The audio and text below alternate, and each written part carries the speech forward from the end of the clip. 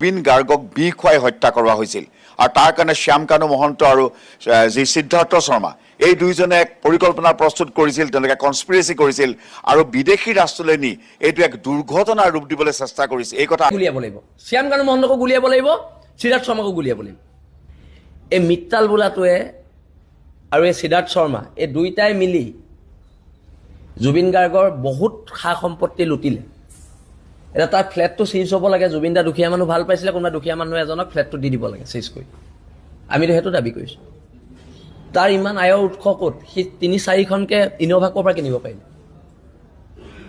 এজন মেনেজাৰে ৩-৪খনকে ইন'ভা ক'ৰ পৰা কিনিব পাৰিলে আমি কৈ থৈছোঁ যোনদিনা আমি পামতো আমি পিটিম তাক 2 দিন পিছত পাওঁ 3 দিন পিছত পাওঁ 2 বছৰ পিছত পাওঁ 3 বছৰ পিছত পাওঁ মাৰাটোতো সি আমাৰ হাতত পিটন খাব এটা চৰকাৰত এটাই আছে আমি মৰিয়াই মৰাতকৈ আপোনালোকে বন্দুকেৰে গুলিয়াই মাৰি দিওঁ দুইটাকে গুলিয়াই হেল্ল' ফ্ৰেণ্ডছ সঁচাকৈ বিষ খুৱাই মাৰিছিল নেকি জুবিন দাক হয় বন্ধুসকল সকলোৱে নিউজত শ্বেয়াৰ কৰি আছে এটা ভাইৰাল ভিডিঅ' বা ফটো শ্বেয়াৰ হৈ আছে সঁচাকৈয়ে জুবিন দাক ছিংগাপুৰলৈ নি এটা বিষ খুৱাই মাৰিছিল নেকি সিদ্ধাৰ্থ শৰ্মা বা শ্যামকানু মহন্তই সকলোৱে গম পাইছা চাগে নিউজত সিদ্ধাৰ্থ শৰ্মা আৰু শ্যামকানু মহন্তক অলৰেডি গ্ৰেপ্তাৰ কৰা হ'ল গতিকে আমাক এটা কথা লাগিব বা আমাক এটা নিয়ম লাগিব সেই নিয়মটো হ'ল আমাক ন্যায় লাগিব জুবিনদাৰ কাৰণে যদি আমি ন্যায় নাপাম অসম নেপাল হ'বগৈ এনেকুৱা এটা কথা শুনি আছোঁ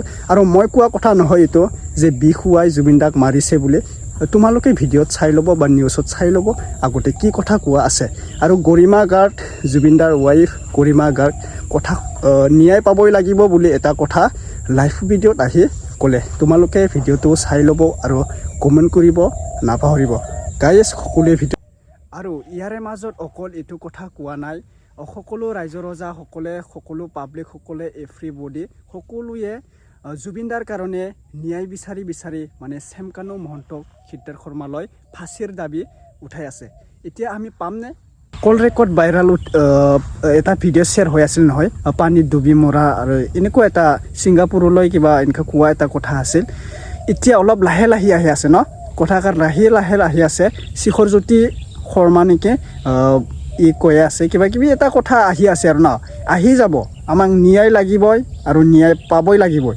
আমি অসমৰ মুখ্যমন্ত্ৰী হেমন্ত বিশ্ব শৰ্মালৈ আমি অনুৰোধ কৰিছোঁ আমি ন্যায় পাবই লাগিব সঁচাকৈ এতিয়া মই বেছি কথা নকওঁ তোমালোকে ভিডিঅ'টো চাই ল'ব আৰু মই আচলতে কথাটো এইটোৱে চিন্তা কৰিলোঁ আমি আৰু মই পৰামৰ্শ ল'লোঁ যে যিহেতু এতিয়া তদন্ত কাৰ্য চলি আছে গতিকে এইখিনি কথা ৰাজহুৱা কৰিলে কিবা তদন্তত মানে এফেক্ট হ'ব পাৰে নেকি বা তেনেকুৱা ধৰণৰ কথাবোৰ ভাবি মই নিজেও প্ৰতিবেদনখন গ্ৰহণ নকৰিলোঁ মোৰ ব্যক্তিগত সম্পত্তি বুলি মই ভবা নাই যিহেতু তদন্ত কাৰ্য চলি আছে আৰু আইন ব্যৱস্থাত মই সম্পূৰ্ণ আস্থা ৰাখি আগবাঢ়ি আছোঁ যি সহযোগিতা লাগে যেতিয়াই লাগে মই আগবঢ়াইছোঁ মই যিকোনো সময়ত উপস্থিত য'তেই হ'ব লাগে তাতেই আছোঁ গতিকে মই সেই যিটো ৰিপৰ্ট সেই ৰিপৰ্টটো মই তদন্তকাৰী বিষয়াৰ হাততে উভতাই পঠিয়াইছোঁ সেয়া তেওঁলোকৰ হাততেই থাকক আৰু তেওঁলোকে তাৰ উচিত বিচাৰ কৰিব সেয়া মোৰ সম্পূৰ্ণ বিশ্বাস আছে আৰু অতি শীঘ্ৰে আমি লাহে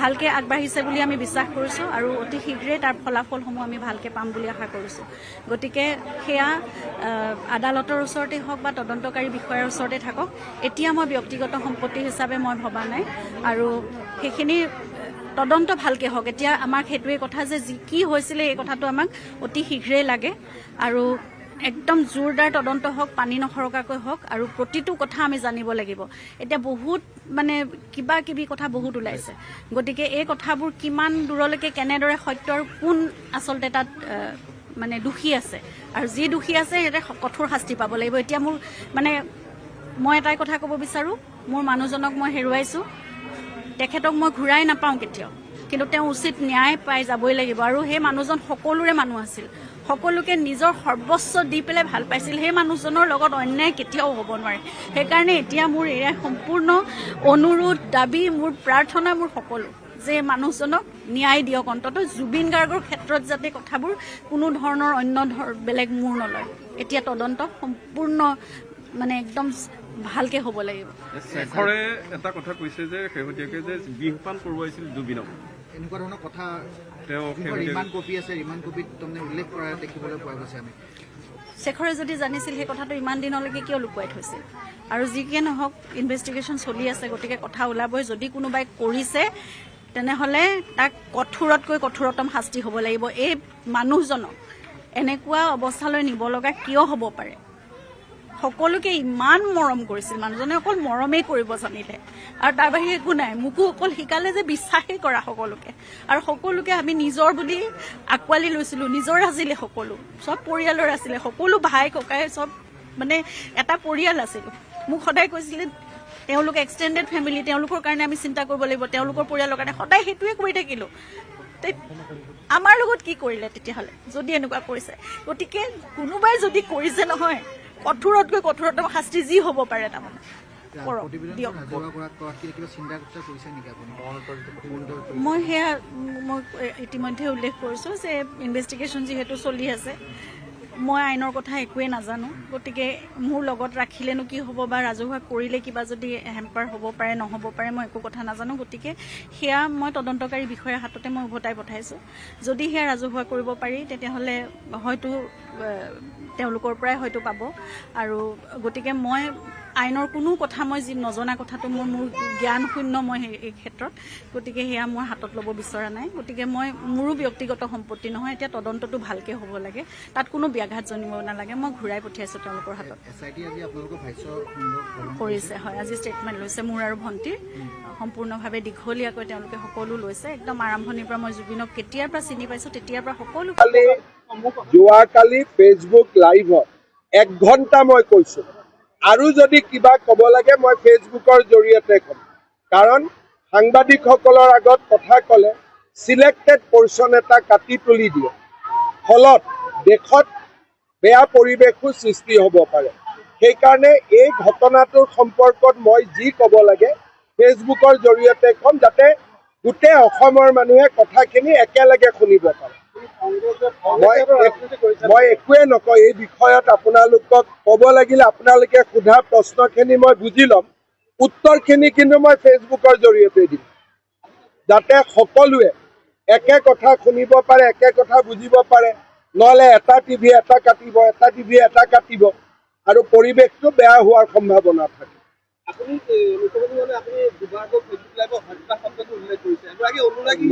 মই যি ফেচবুক লাইভত মই যি কৈছোঁ সেইটোৱে, আৰু এইটোৰো উত্তৰ যদি কিবা দিব লাগে মই ফেচবুক লাইভতে দিম। ঠিক আছে? নহয়, বিশ্বাস নহয়। আপুনি যিটো কাটিব, বেলেগ টিভিয়েটো বেলেগ কাটিব। দেশৰ জটিল পৰিৱেশত কমিউনিকেশ্যনৰ ছিষ্টেমটো বেলেগ হ'ব লাগে, ৰাইজৰ লগত ডাইৰেক্ট হ'ব লাগে।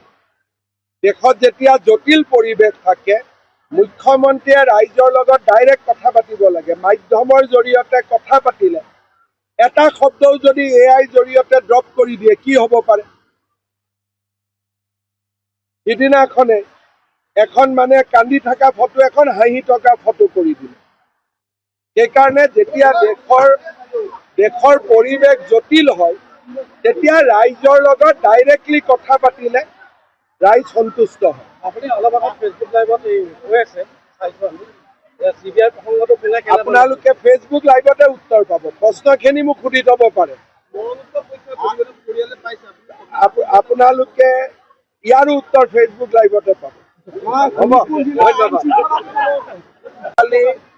যোৱাকালি ফেচবুক লাইভত 1 ঘণ্টা মই কৈছোঁ, আৰু যদি কিবা ক'ব লাগে মই ফেচবুকৰ জৰিয়তে ক'ম।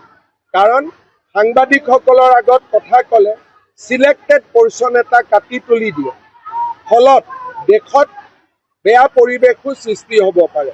সেইকাৰণে এই ঘটনাটোৰ সম্পৰ্কত মই যি ক'ব লাগে ফেচবুকৰ জৰিয়তে ক'ম, যাতে গোটেই অসমৰ মানুহে কথাখিনি একেলগে শুনিব পাৰে।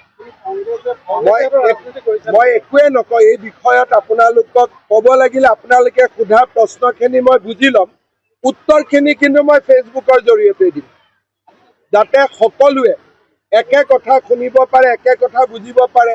নহ'লে এটা টিভি এটা কাটিব, এটা টিভি এটা কাটিব, আৰু পৰিৱেশটো বেয়া হোৱাৰ সম্ভাৱনা থাকে।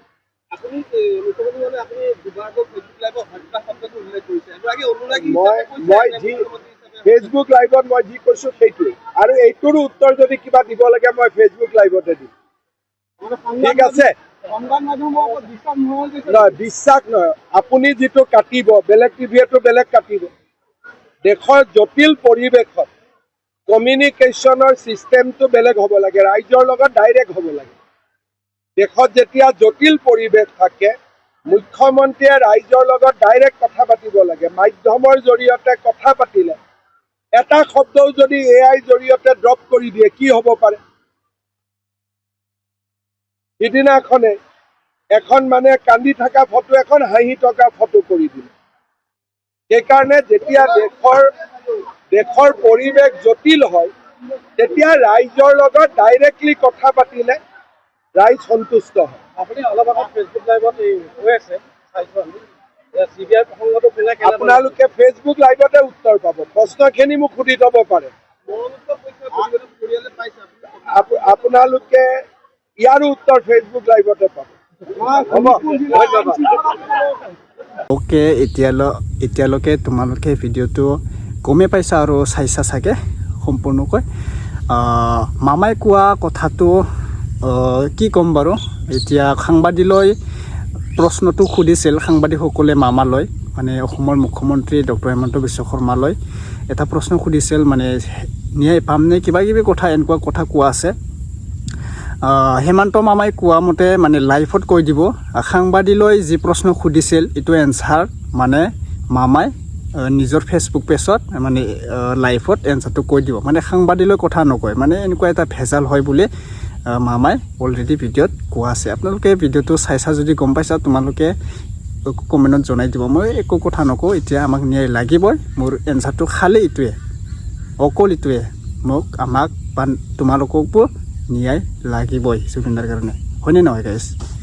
ধন্যবাদ ভিডিঅ'টো চোৱাৰ কাৰণে, আৰু ভিডিঅ'টো শ্বেয়াৰ কৰি দিব, লাইক কৰি দিব, আৰু যদি চেনেলত নতুনবাৰ আহিছে ছাবস্ক্ৰাইব কৰি ৰাখি দিব। Thank you. নেক্সট আপডেটত লগ পাম।